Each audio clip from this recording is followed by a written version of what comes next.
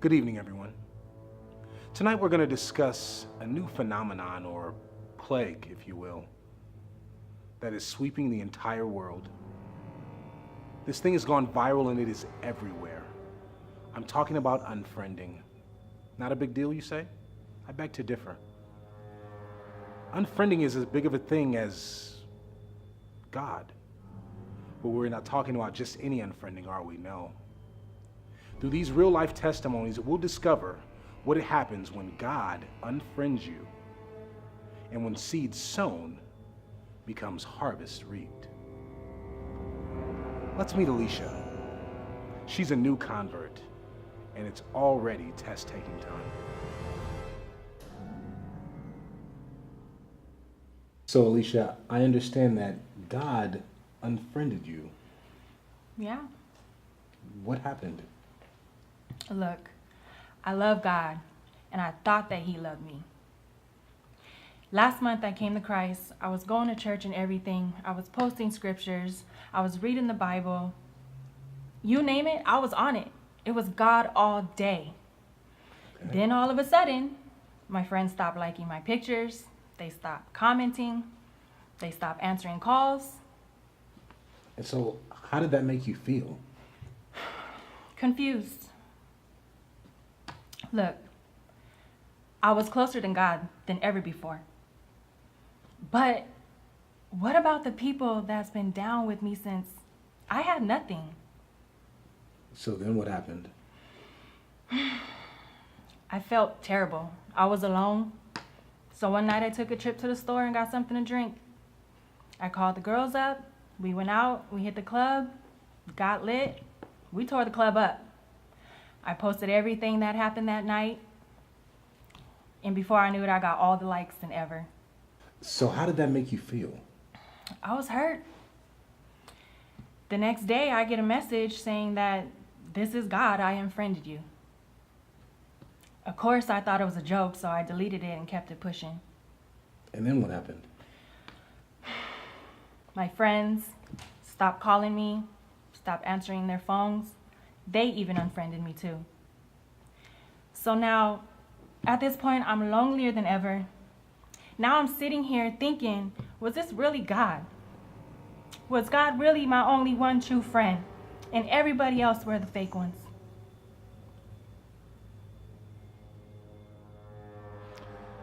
What is that? Man who sows or woman who reaps? No, I don't think that's it. Interesting, isn't it? Let's now talk about David. I love that name. It just sounds so royal. David, it's good to see you. I understand that God unfriended you. To keep it real with you, I don't know why you unfriended me. I post gospel songs, scriptures, even inspirational quotes. So I don't see why he would do something like that. But what do you think happened?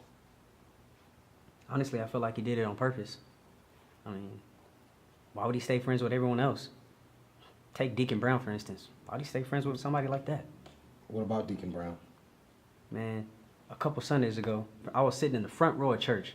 He ain't gonna get on me in front of everybody talking about I ain't got my Bible out while pastor's reading the scriptures. In front of everybody. So you just embarrass people like that? They ain't got the nerve to be at the liquor store right after service, brown paper bagging it like I wasn't gonna see that. So, I had to get him. What do you mean you had to get him? I had to get him. I took my phone out, started recording. He was too busy sipping, so he didn't see me there. I wanted to post it on my page, but, you know, we Christians and everything, so. So what did you do with it? I created another page and posted it on there. But I felt kind of bad, so I took it down. Then what happened? I guess more people saw it than what I thought. And Deacon Brown took a leave of absence from church. A couple days later, I get a text from my mom talking about, why'd you post this? Why'd you post this? I'm thinking she talking about the Deacon Brown stuff. I'm like, I ain't post that on my page. So I go to my Facebook. It's a video of me rolling a whole blunt in front of the club Saturday before church. Did you do it? Well, I mean, I did it, but I ain't post that on my page. Come on now, why would I do something like that? That don't make any sense. People got to liking it, sharing it. Next thing you know, a couple hours later, I get an inbox from God saying, "You've been unfriended."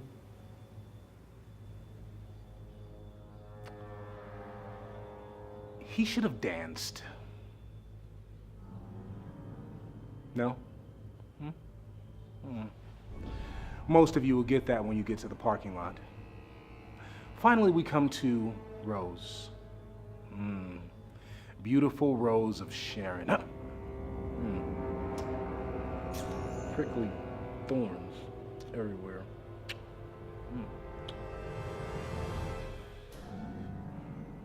Rose, it's a pleasure to meet you. Nice to meet you.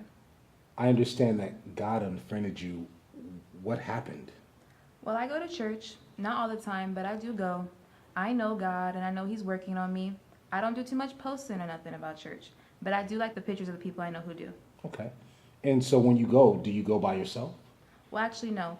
Me and my best friend are really close, so we go together. After we go to Starbucks, late Thursdays, ladies' nights, and then yoga on the weekends. We're tight like skinny jeans.